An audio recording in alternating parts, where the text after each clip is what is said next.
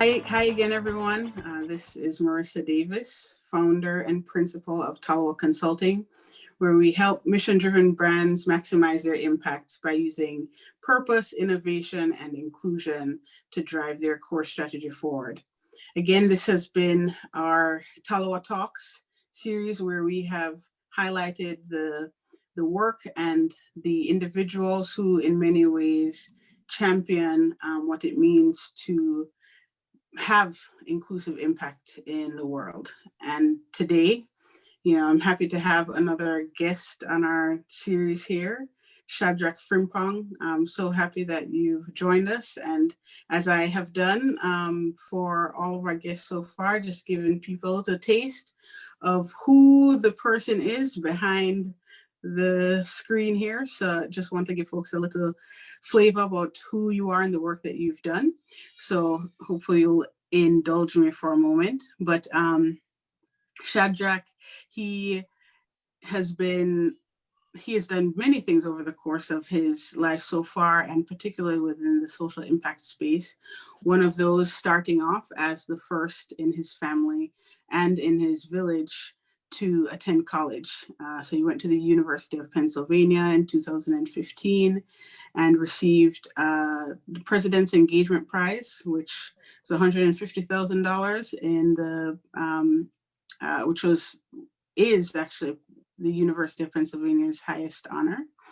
And after that, went ahead to found Cocoa 360, which is in many ways sort of the basis of some of our conversation today, and pioneered what is called Farm for Impact Health Equity Model, which is a tuition-free girls' school and community hospital sustained solely from the proceeds from a cocoa farm. He leads a team of over 45 full-time staff members who have cared for 4,000 patients, have served 8 communities, delivered over 80 babies, reached over 35,000 farmers, and currently educate 150 young girls. He is also, understandably so, the recipient of a number of awards. Just to name a few here, the Samuel Huntington Public Service Award, which has been one of the awards received from past recipients such as the Surgeon General, Vivek Murthy, and MacArthur Genius Fellow, Dr. Angela Duckworth. He's also received one of the highest recognitions by Queen Elizabeth herself. Was awarded the Queen's Young Leader Award at the Buckingham Palace. And in 2019 was named one of Forbes 30 under 30 list of social entrepreneurs who has really been championing his own path in doing meaningful and impactful work. So again, Shadrack, I'm so happy to have you here with us. And the way I usually start these conversations, which is how I'll do it again today, is my first question that I ask all the social entrepreneurs here, which is, what is social entrepreneurship in your own words? Okay, thanks a lot, Marissa. This is exciting. I think for me, social entrepreneurship is really, when I think about it, anybody else who chooses not to be in the for-profit space, right? So that's what we're all supposed to be doing, if you would say. So for me, social entrepreneurship is essentially, finding sustainable ways to come up with interventions, and as much as possible, also engaging the people that you work with, the people that you're serving, if it's a community, it's patients, whatever. Working directly with those constituents to come up with sustainable interventions, right? No, absolutely. And I think, one of the things that I often talk with people about as we talk about not only the world of social entrepreneurship, but social impact more broadly, no single definition is the same, right? And each person charts their own path within the world of social entrepreneurship differently. Right. So within that context, I would love to know more about your journey as a social entrepreneur. How did it begin? And how did it end up being the place where you now find yourself? Yeah, I mean, I think for me, I didn't really set out to be on this journey. I would say it was very simply um, something that I think during my time at during my undergraduate studies at Penn, Mm-hmm. I began to really just think about a lot more. And I still remember took a class with one of the professors, Scott Potik, called Biology of Food back at Penn.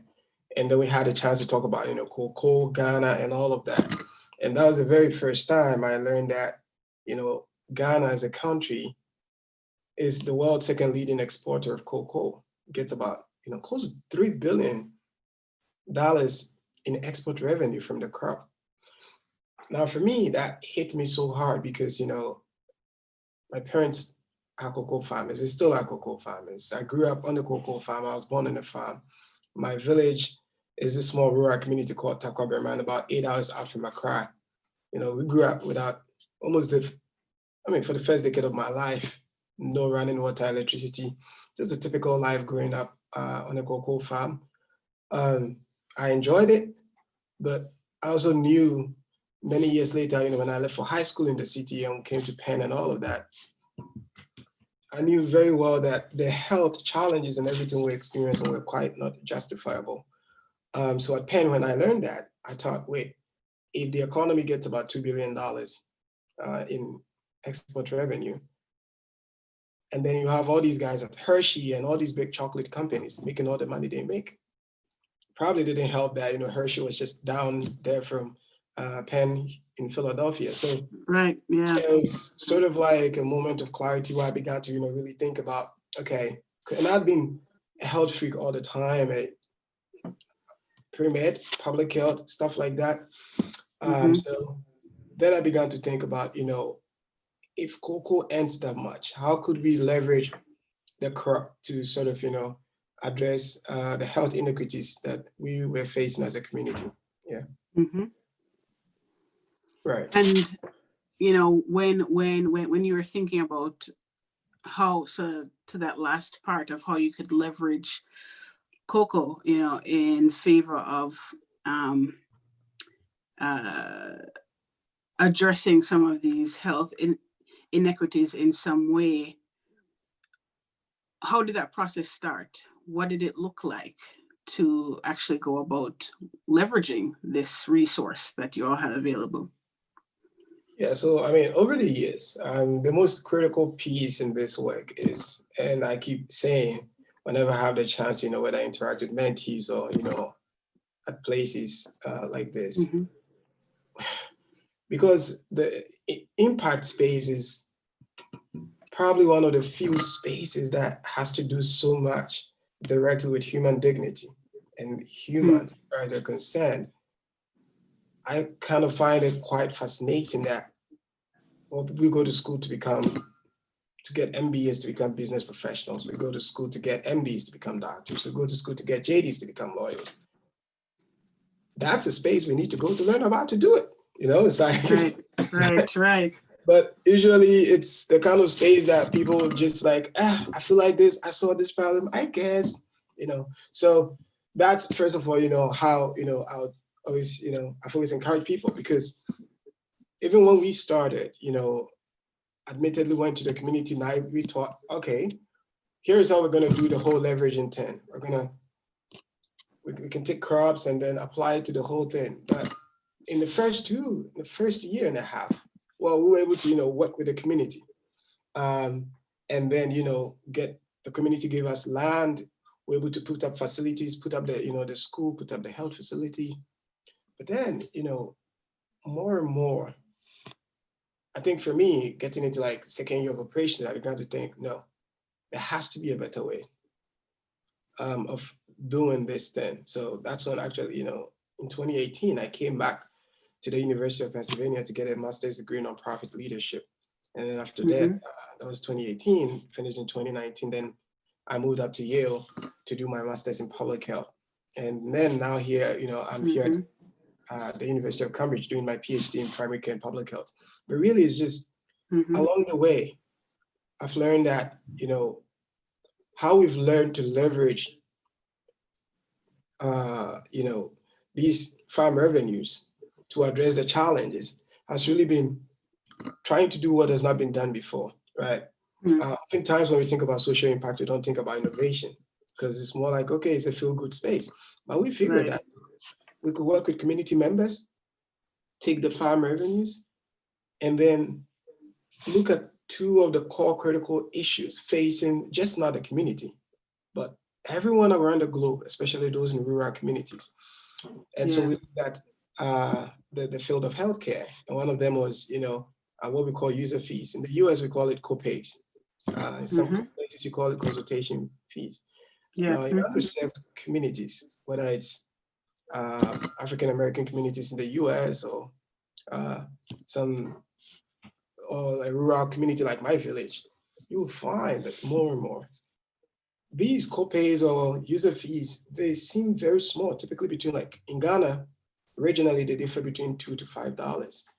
But for the rural poor, it's a huge deal, it's a big deal. For people like my parents and my cousins and my aunties living in the village, is the difference between a benign tumor and a malignant tumor. Is the difference between an acute hepatitis and a chronic hepatitis, because there's that delay when people are not able to just go to the health facility. In Ghana, we have a popular saying that you go to the health facility to die. So we thought, okay, we could leverage farm revenues, work with community members to work on the farm revenues, and then leverage those farm revenues to eliminate those user fees. And that's an intervention now we've begun, really going all in, began thinking about. It's really the crux of my PhD here at Cambridge. But then, besides the user fees, over the past couple of years, I think 3 to 4 years, we've been working to leverage the farm revenues specifically to eliminate what we call non-tuition expenses or non-salaried expenses. So in Ghana, as I'm sure in many other countries, the government pays for, the salaries of teachers, right? So that's basically the tuition. But then we looked at the data, and then it still says that attendance rates for students are quite low. In rural communities, around like 68 to 70%. So we thought, if tuition is free, why is attendance, which is a good proxy of educational access, and education is a social determinant of health, we know that. Right. So how do you change that? How do you, bridge that gap? And so we hypothesized that, okay, what if, just as the government is paying tuition, we leverage donor funding to cover tuition for the students, and then other stuff like the uniforms, the books, the transportation expenses. The community, we work in 8 communities, and typically, a young girl will have to walk about an hour, cross the village river, walk another hour. You understand why parents or fathers and household heads will feel kind of uncomfortable having their kids go to school. It's not just, I always say that it's not just story. Next door, right? Exactly, it's not a single story that's basically been told that, oh, African men are patriarchal, they just don't want to educate their kids. I'm not too sure about that. I don't think it's true. There's much more context to it. And this is a typical context I cited. When you have that distance, you have some of these barriers, it gets harder. So we came up with that intervention where if Marissa and her family, you have a young girl in the school, right, as a student, in exchange of the coverage of the non-salaried, the uniforms, the books, and all of these things, you and your family are going to work on the farm. We give you a card. And then in exchange of those hours work, we make sure, at the end of the crop harvest cycle, we use the revenues from the cocoa farm to eliminate or to cover the expenses, expenses like transportation and all of that. So, and this has been huge, our preliminary findings from the farm, from using the farm to, eliminate these non-salaried expenses, our preliminary results show that compared to the government's attendance rate of, a sub 70%. Our attendance rate has been consistently 98% over the past 3 years. So the question becomes, this is an innovation intervention, Right. we have evidence to back it. And we've struck partnerships with Yale and all these institutions to do the research. How do you scale it? So now we're thinking about, scaling, but it's really, for us, also upending how development is done. Typically in international development, in global health and education innovations, like you said, you see a lot of us in the West, people in the West, just go and even with things like, the typical nonprofit will go into a community like that, see that there is that gap, and then use donor funding to cover books, uniforms, and all of these things. But we thought, no, they can cover that themselves. They can use crop revenues to do that. Same thing with the use of peace. And so that when donor funding comes in, donor funding is just really making sure that donor funding and, partnerships, whether in country or externally, are sort of making sure that these interventions that are being self-sustained and being self-sustained by the community members themselves are ongoing. And how you have that is having the donor funding and the selected partnerships make sure that, there's funding to pay a country director or the operational staff. But the interventions themselves as a unit, an entity, are self-driven by the decisions and the hard work of the community members themselves. Yeah. Yeah. No, and I mean, just as you were pointing to a bit earlier, what is powerful about that is it is reimagining and in many ways disrupting the existing model, of what a donor-recipient relationship can and should look like. And, you speak to innovation being an important part of this work, specifically that you're doing using a very interesting business model to go about doing that. Why was it important to you to reimagine what this model looked like? And why was it important to shift the conversation in many ways about what a donor-recipient relationship could look like? No, yeah, that's a great question.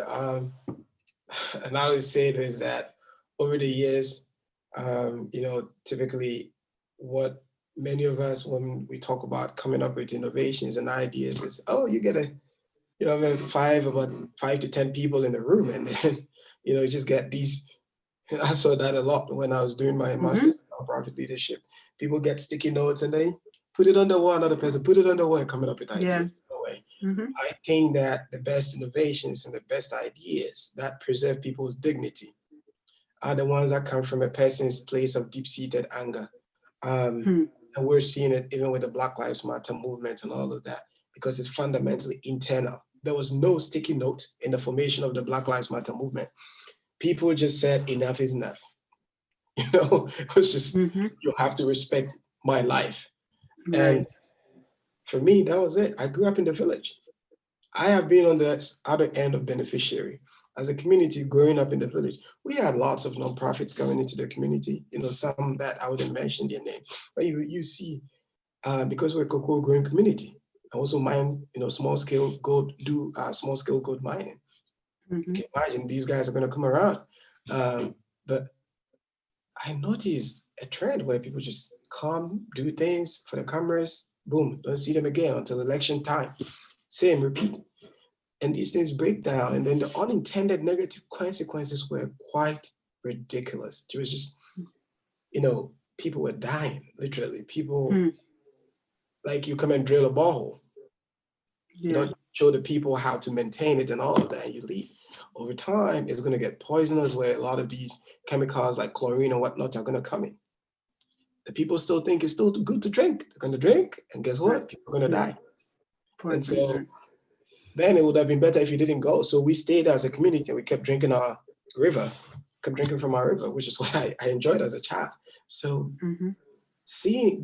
experiencing it firsthand, seeing the frustration that my parents experienced whenever we had some of these organizations and nonprofits come into the community and sort of try to tell us what to do. Always, for me, made me know that, first of all, if we ever have to do something, the intervention itself, and I Mhm. think that's a thing that we have to make clear. The interventions themselves as a unit have always been different from Mhm. the operation of the intervention.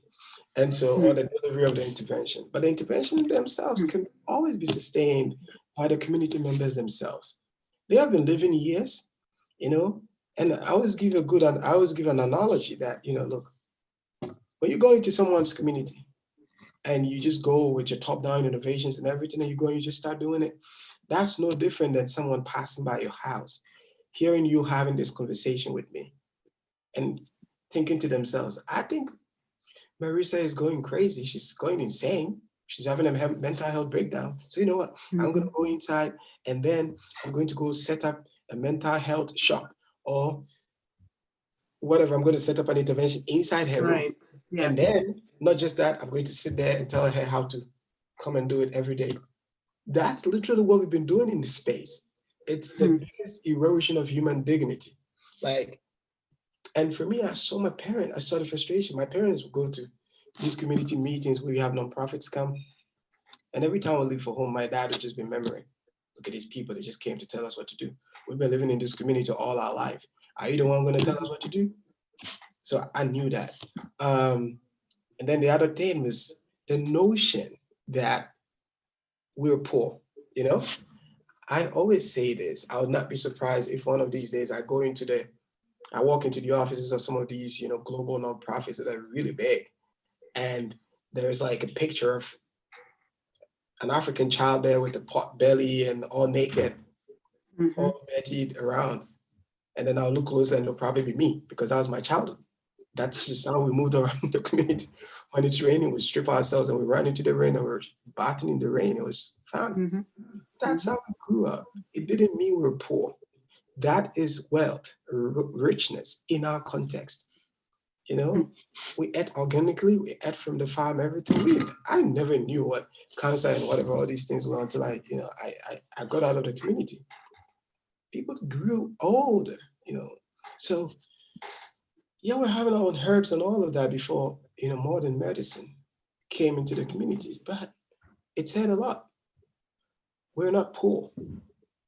Who gets to define what poverty is, right? We can't sit in these global offices in the UN and all these places and define it. It's always relative. Every community gets to define for them what poverty or wealth means. And that these two things were what sort of for me, I knew that I wanted to upend that. So Mhm. picking back on the first one, that meant, sat down with them and said, listen, I'm your own child. Here we are. How do we fix this? We have these challenges. I grew up here. I have family here. My parents still live there. My cousins and siblings still live there. How do we fix this? So we're gonna give you land.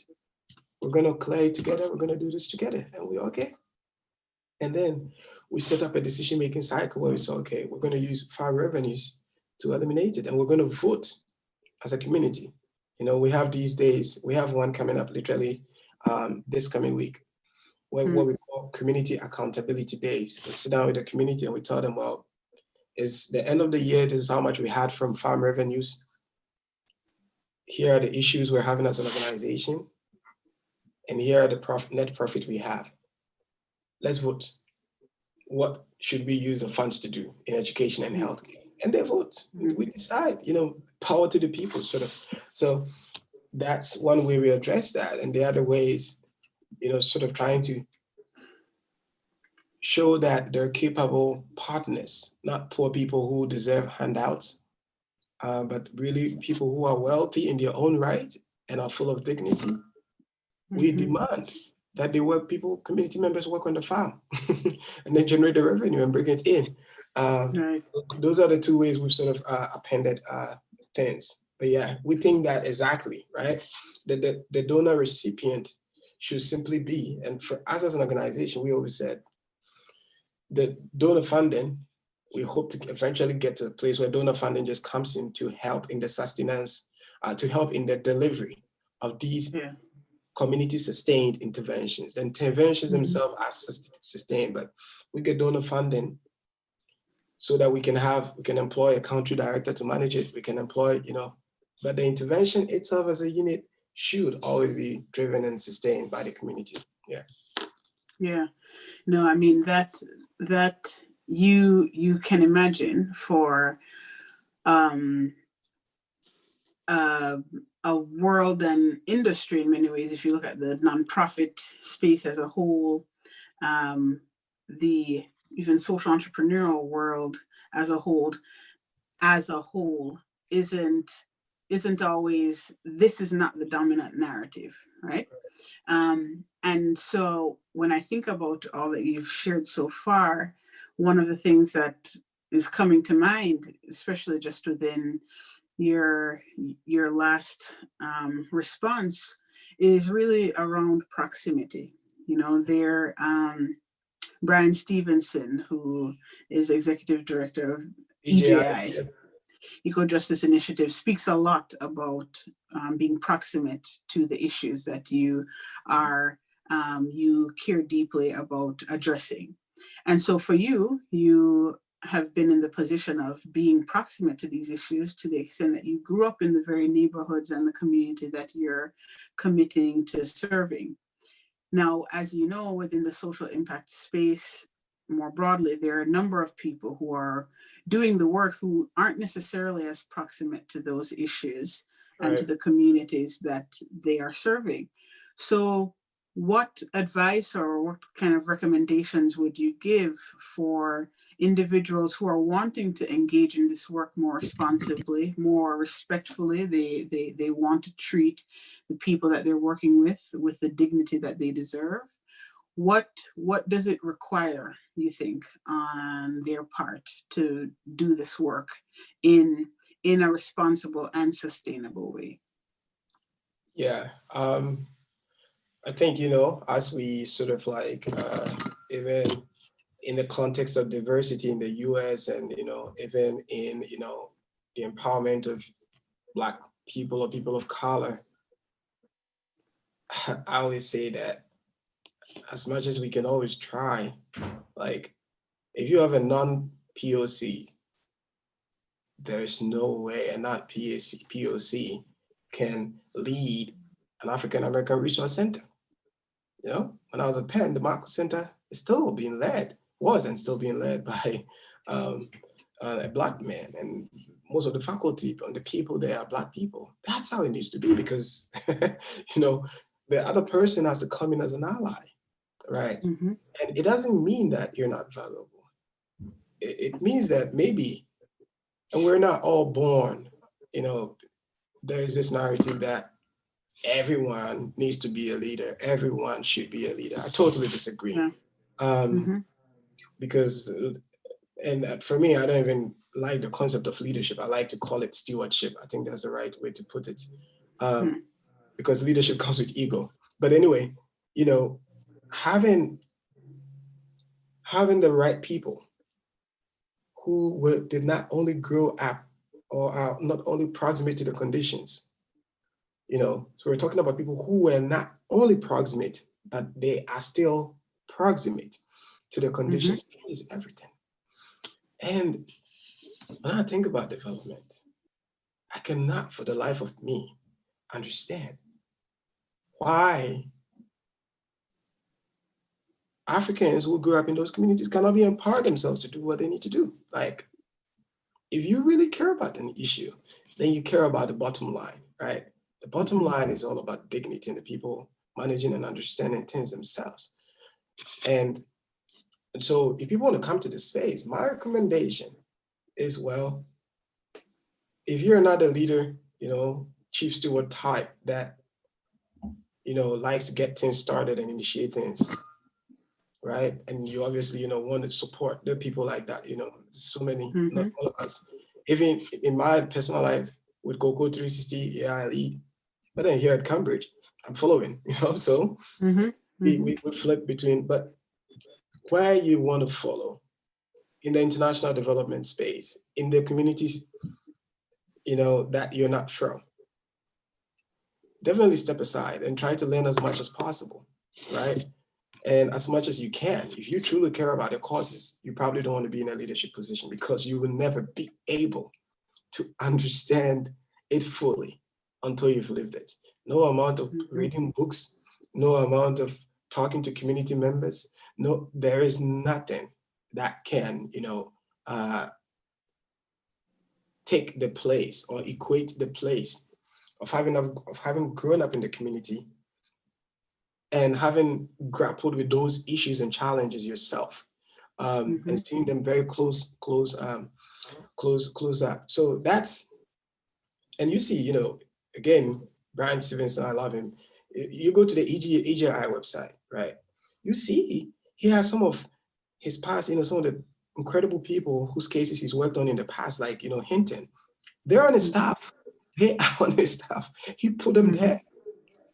That's not genius. I don't know what else is genius, because he's basically saying, listen, you are going to have experience nobody else have. We need to put you under executive leadership. So that's the first thing. And then he himself, you see with the modesty and humility that he speaks when he's, and this is a Black man that is addressing issues mostly related to people of the same race as he is. And yet he had that, understanding. So that's my thing.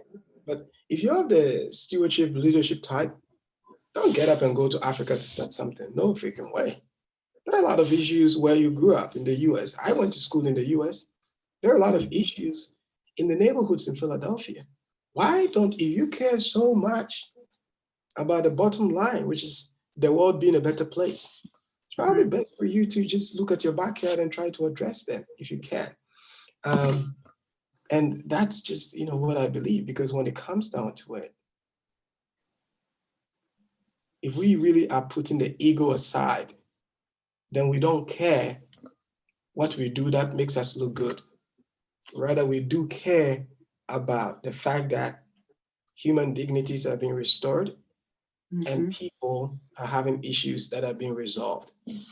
And people always argue that, well, we've had a lot of POCs who've done work in Africa, and then, they've done a lot of great work. You go to the Gates notes, you see, all the letters and all of that. Well, I would say, if I take $100 and walk into the capital city of Ghana, which is Accra, find 10 people and give it to them, and tell them in 5 days, I'll be back to measure how your life has improved, you will find that their life has indeed improved. Yes, that's short term, but forever, you can't say that. Can you say that about the sustainability? Can you say it about their dignity? The fact that they would have wanted to do it themselves, when you could have taught them how to fish, you just gave them fishes. So that's just how I believe. And I think that, so I'm very passionate about this. This is literally the whole point of Cocoa 360's work, is the crux of my PhD here at Cambridge. And it's all about, the concept of community engagement. A lot of people think that community engagement and community involvement, and, it's a nice must-have, it's a luxury. And I'm like, no, it's the main meal. It's really the main meal. You don't have to forget it. Yeah. Right. Indeed, the main meal, as you say. So, a bit of what have you spoken, a bit about what you've spoken with me about thus far has not only been just the origins really of Cocoa 360, and even just your passion for social entrepreneurship and for the community that you grew up in and are serving, but also just your own philosophy around how to do this work, right? So along this way, there, I'm sure, have been challenges or hard lessons that you've had to learn. Could you share one of those with us? What's been a hard lesson that you've had to learn over the course of your journey? Yeah, I think one crucial lesson we have learned is, the impact space is the kind of space that, it's so like inundated with emotions, let's put it that way. And that's why, you see a not POC go to Africa, take a cute kid with a Black African kid and post it on Instagram, whatever, and say, oh, I'm doing this, acting like Mother Teresa, but the bottom line, hey, you're just looking for your likes and you're just looking for your ego to be struck. We all know it. So there's a lot of emotions. And, I mean, I always tell people that I'm so bothered by the sob stories that I was being told. So it's all of that. And when we went into the community, we initially fell into that trap where we're like, okay, people here, it's fine. Let's cut them some slack. Let's do this. Let's do that, and they're already poor. You got to have a little bit of sympathy. But no, if you really love people, you tell them the truth. When you love people, you tell them the truth. No matter how painful, no matter how objective it is, you tell them the truth. When you love people, you also let them know that you're not a handout. You're more than a handout. You're an active partner. And you have to take responsibility and play your role. And so that's what we had to do. We had to move. That was a big challenge because our model hinges on farm revenues. And so if you don't get that objectivity, because if it hinges on farm revenues, then the next thing, the number of revenues you'll be able to get is in direct proportion to how many people show up on the farm for labor or to work. And you're being all nice and all sweet, and my phrase I hate to use, I tell my friends, we was trying to play nice guys and nice ladies. We're screwed. They will not come. Meanwhile, you cannot kick their kids out because the student to be there. So we started becoming objective. We said, look, listen, you're more than a handout. You're more than, you already go to your own farm.